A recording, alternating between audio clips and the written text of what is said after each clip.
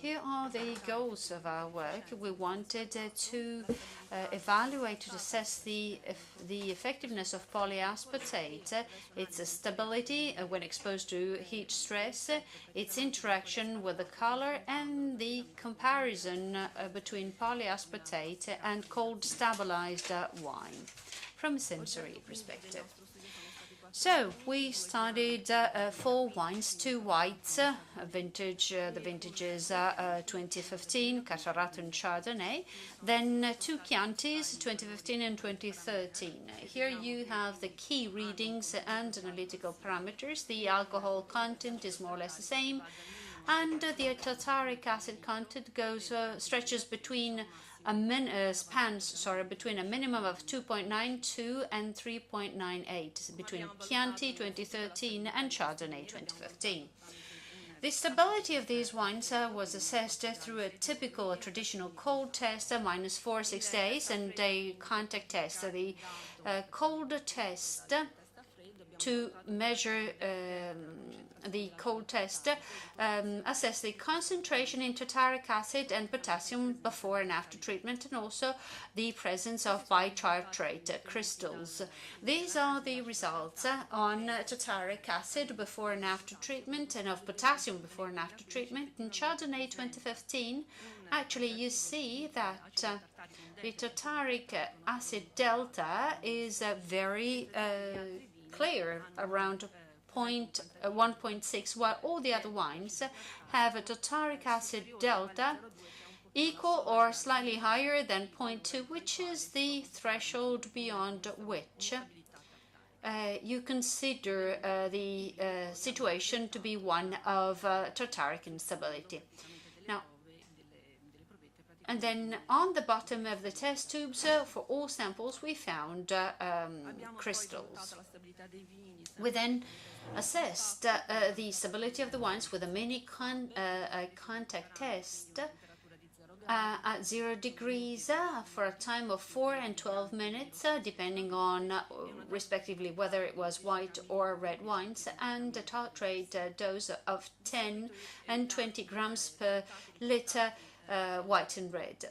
These are the results in terms of loss of conductivity, and this sort of mirrors the results in terms of the delta of tartaric acid. You see that the 2015 Chardonnay has a high instability with approximately 300 microsiemens, and people who know percentages would translate that into 17% approximately in terms of microsiemens. The other cases, the microsiemens were around 120, 100 microsiemens with a percentage of 7 to 8%. Now, these wines have critical readings in terms of tartaric stability, considering the limit of 50 delta microsiemens, or around 5%, to define tartaric stability. Let's look at the performance on the part of polyaspartate in these 4 samples. In the whites, we used 2 additives that are largely used in the cellar, metatartaric acid and CMC. The potassium aspartate made it possible to immediately obtain a good stabilization of our wine on an equal footing with metatartaric acid, already at doses of 2.5 grams per hectoliter, and a much better response also at equal doses compared to CMC. In 2015 Chardonnay, with high instability, it was necessary to reach a concentration of around 4 or 5 grams per hectoliter of polyaspartate, because the initial instability was very high, around 310 delta microsiemens. And the performance here was comparable to AMT and comparable to AMT and better than CMC. Same with red wines, Chianti 2015. The performance was similar to AMT, metatartaric acid, and also in the other sample, that of 2013. Now, this being said, we went on to assessing the stability of polyaspartate under thermal stresses. Why did we do that? Because very often our wines are preserved under non-ideal conditions, high temperatures or big temperature differentials. So we really wanted to measure whether the polyaspartate that we may add to our wines would stay efficient over time and effective, even if exposed at high temperatures. In order to assess its temperature-fast behavior, we created a full factorial experimental design, 2 levels and 3 factors. The 3 factors are temperature, time, and dose, and the 2 levels are for min and max. So for temperature, time, and dose, it was 30, 15, 5 grams per hectoliter. Max was set at 50 degrees, 45 days at 15 grams per hectoliter. For the application of this experimental design, the central value was 40, 30, and 10, respectively. Why an experimental design? Because in this case, it made it possible for us to run fewer tests, assessing actually what was the effect of the individual variables on the response measured in terms of electric conductivity, with a mini contact test with the effect of these variables also for unmeasured variables that could be predicted by the statistical model. For each experiment, these 8 tests, we ran 3 replica. We ran it 3 times, and every time we ran a statistical analysis. So this is the result of our statistical analysis for all 3 variables, temperature, time, and dose, and their interactions, temperature and time, temperature and dose, time and dose. There was an effect on the response, and the temperature had by far the largest effect. Let's look at the significance of the effect. All of them are significant, with the exception of these 2 interactions, temperature and dose and time and dose, that appeared to be non-significant. The data that we obtained from these tests were then plotted in a chart, this one, where we place time on the x-axis, time on the y-axis and temperature on the x-axis, and these are the response readings with the loss of conductivity with varying time and temperature. Now, to show how these charts can be used for values predicted statistically, I'll show this simulation where, for instance, if you click at any point on any point of the chart, you can see, for instance, here that at a temperature of 32 degrees and a time of 23 days, the conductivity falls by 25 microsiemens. If you move on and click on a different point on the chart surface, you get the same. After 31 days, she's correcting herself, at a temperature of 36 degrees, the microsiemens fall by 42 units. So as we move to the right, conductivity falls more massively, with a loss of performance on the part of polyaspartate at extreme temperatures, as the ones that we've used for our experimental designs. There's a very marked drop.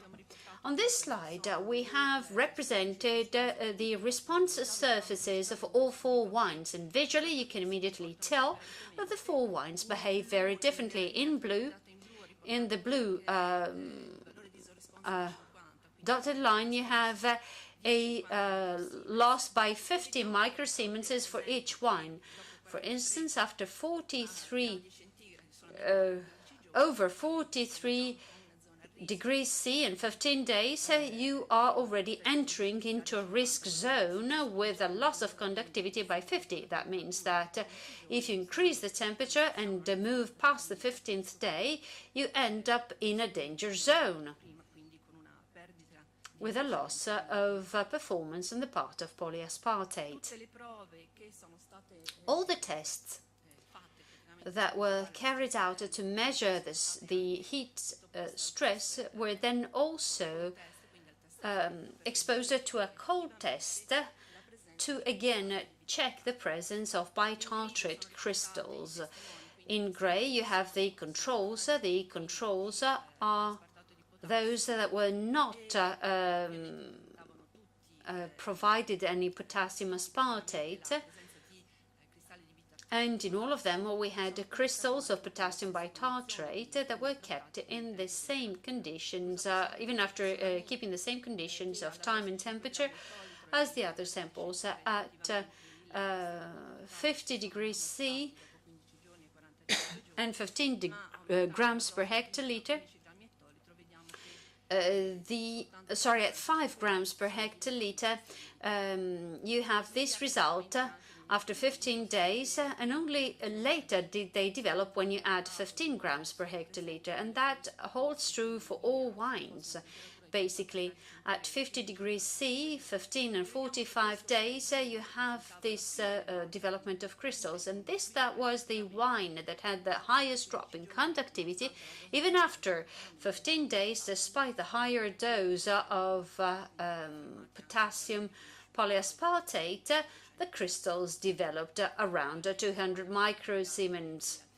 Same with the other wines. You see the less significant effect. Once again, after increasing the dose, after 15 days, the crystals did not develop after 15 days, but only after 45. For the red wines, the crystals developed only after the 45th day at a dose of 5 grams per hectoliter of polyaspartate. Now, in terms of the central values, the mean values, the appearance of potassium bitartrate crystals are only appearing at 40 degrees C at 30 days at a dose of 10 grams per hectoliter, while all the other doses at a relatively high temperature. And for over a long time period, no crystals appeared, and the conductivity levels were clearly satisfactory. This shows that the polyaspartate didn't lose its efficiency. The next point that we assessed was the interaction between polyaspartate and color. For all wines, the results were pretty reassuring. In the two white wines, we didn't see a loss of color depth or hue. Again, comparing polyaspartate against the two other compounds used in wineries, most popular in wineries, and controls. In the red wines, once again, we did not use the methyl cellulose, which is associated carboxymethyl cellulose, which always gave problems, the CMC, which always gave problems, and we had controls and metatartaric acid. And we compared Chianti 2015 and 2013. So, with the results confirming what Mr. Triolzi pointed out, there's no interaction with color in whatever wine you consider, reds or whites. Now, polyaspartate versus cold stabilization. This is something that we have just recently studied with a sensory analysis of the 4 wines that we had treated, cold treated. We cold treated in the traditional way, at the static treatment, 21 days at 0 degrees C. And we compared the same wines with the samples treated with polyaspartate. In a triangular test with 20 panelists, there were no significant differences, with the exception of Chardonnay 2015, which was, by the way, the wine with the highest level of tartaric instability. So this wine was again submitted to a triangular test only for the olfactory part, with a panel of people, and no meaningful differences were assessed. So the difference that had been encountered in Chardonnay 2015 in the first triangular test was probably ascribable to the acidic component. And this was the indication, actually, that the panelists had given. To conclude, polyaspartate is obviously an excellent product that can be used to stabilize white and red wines alike, keeping in mind that it does not interact, it does not affect color. And then the wine treated with polyaspartate, potassium polyaspartate, remains stable for longer periods of time. At 40 degrees, it stays stable well over 30 days. And we've really used extreme conditions, which, other than the influence on the actual influence on stability of this product, can also affect the overall quality of the wine. It's certainly not the best storage conditions for any wine. And actually, it's something that we should be more careful of, where our wines are stored at what temperatures, because protein stability, tartaric stability, and the overall quality of the wine can be very heavily impacted by high temperatures. And in this case, as Mrs. Friolzi mentioned, the team play might have a role. The KPA has no influence on the color component. This is very reassuring. You can use it comfortably. And that's based on the experience we have developed with this study. You can use it on red wines, and it does not affect, based on this preliminary study, on some sensory characteristics of treated wines with polyaspartate and other products, other additives that we are working on with our customers. It did not show any differences, so there's no influence on sensory characteristics. I'd like to thank the people cooperating to this research project, Valentina Canuti, Mrs. Capelli, who had not graduated yet, and who contributed to this thesis paper in a very efficient way, and then Mrs. Monica Picchi, and who provided the check stub for the conductivity test. And I'd like to thank you all